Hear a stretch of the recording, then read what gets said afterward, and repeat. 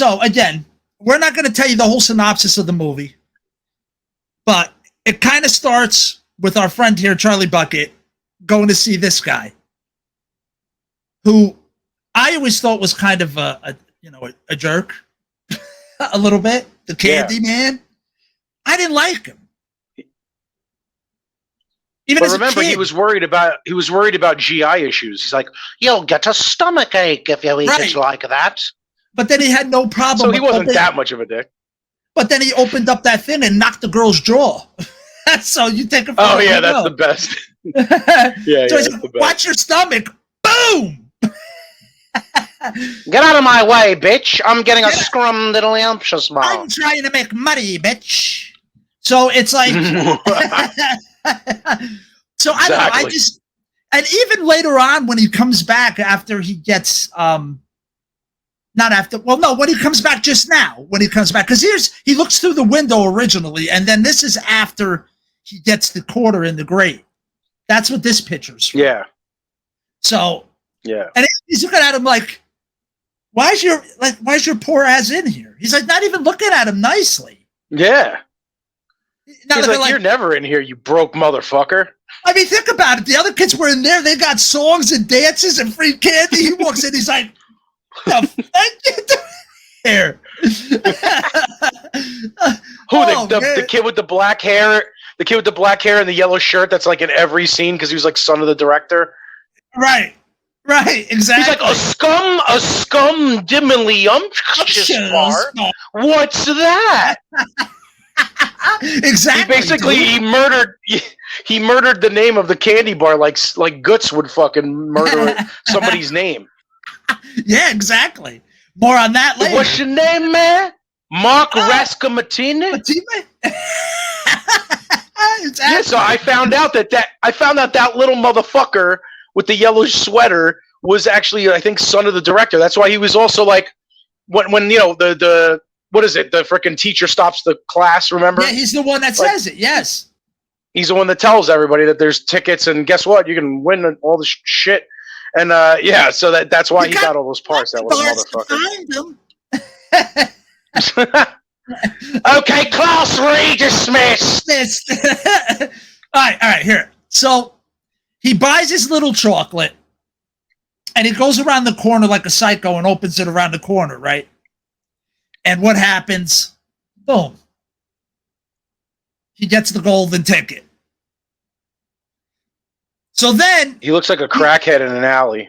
Yeah, he looks like you just gave him a $5. He's gonna go buy a thing. Yeah, he's like, I gotta find my spoon and a tourniquet.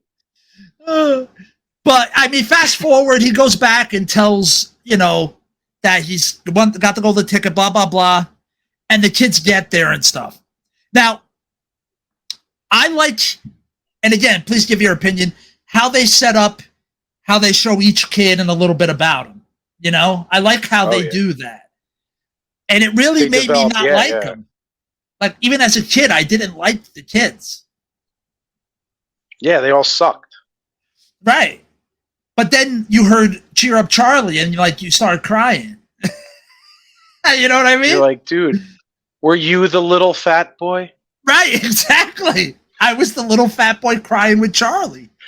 Were you the little fat boy?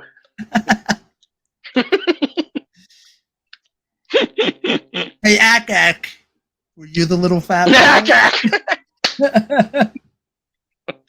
Yeah, man, that's the thing. Charlie was the downtrodden, broke-ass motherfucker. Yep. Couldn't rub two pennies together. But he had love. And he had heart. And he was a good guy. And that's what matters. It's not money, man. Win one for the zipper. He was the underdog, the ultimate underdog. Yeah, exactly. So then, long story short, they meet this guy. Right? Oh, yeah, there he is. There he is. Now, just look at the facial expression here. Like, this is what I mean. He was almost scary. He kind of was like a mass murderer. He did act like that. Oh, yeah, he totally messed with your head. Absolutely. Absolute then, ball buster, fuck with your head, totally. And then here comes a scene from Costco when somebody's giving free stuff at the end of one of the aisles. This happens. Yeah. I always thought that was stupid. It's like, you already have 1 million people here. How could you make it run smoother? Oh, I got an idea. Put free food at the end of the aisle. Great. That'll make everything move smooth. Well, this was before Black Friday, so nobody knew about that shit. Right, exactly. So there was no tramplings. No, not then. All right, so then they get loose on everything, and they start going nuts, eating all the candy, because it's free, blah, blah, blah. There you got Sam Beauregard over there. Looks like he's trying to crack open a giant jawbreaker. Oh, dude, you know what? I got to put this up for a second. This is classic right here. This happens before they go. There he is. Yeah. Yeah, that's when he does the somersault. The first scene that you have this motherfucker in it, he's already fucking with your head, pretending he's crippled. And then he makes his stick in the ground like he's going to fall. And then he does he's like, I got you, motherfucker. Exactly. He's already like, got you, bitches. It's like, hey, how do you make a first impression really good? Boom. To little kids. That's why we loved him so much. That's why we loved him so much. He was a ball-busting asshole like us. Exactly. But deep down inside, he's a good dude. Right. When push comes to shove, he was a good dude. That's all that mattered, dude. He was.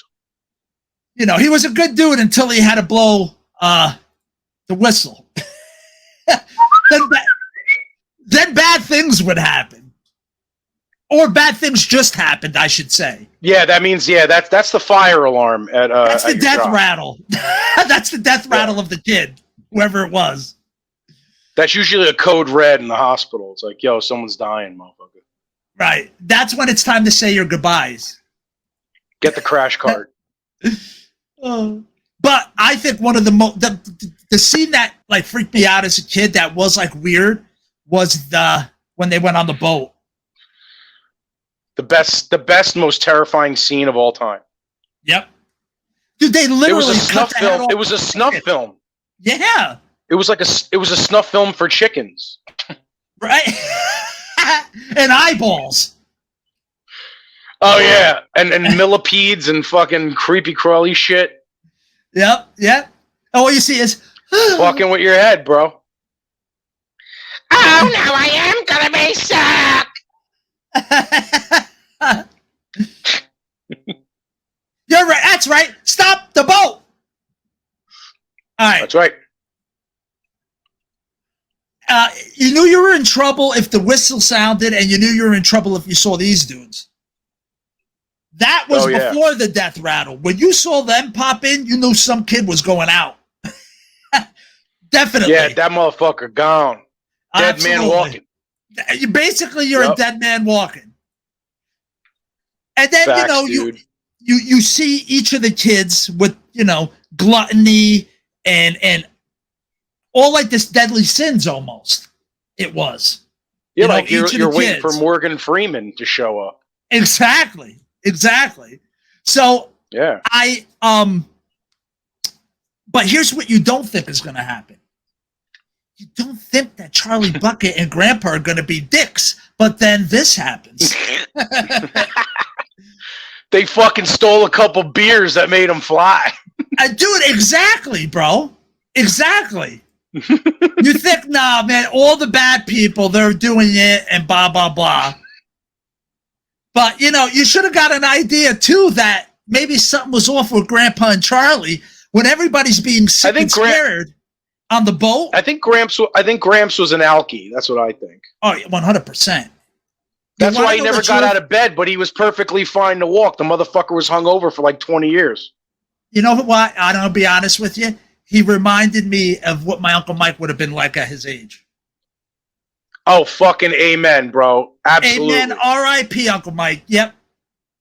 Uncle fuck it. Here's to you, Uncle Mike. Cheers, motherfucker. Right here to Uncle Mike, right there. A salud. Hey, a salud. Here's to you, Mike. You'll fucking bury him. You fucking animal. But again, everybody's scared and sick on the boat, but they're smiling, having a great time. You should have known something was up. You should have known. Absolutely. And then, you know, it winds up, you know how it ends. He gets the chocolate factory, blah, blah, blah, blah, blah. Yeah. So that that was 71. Now,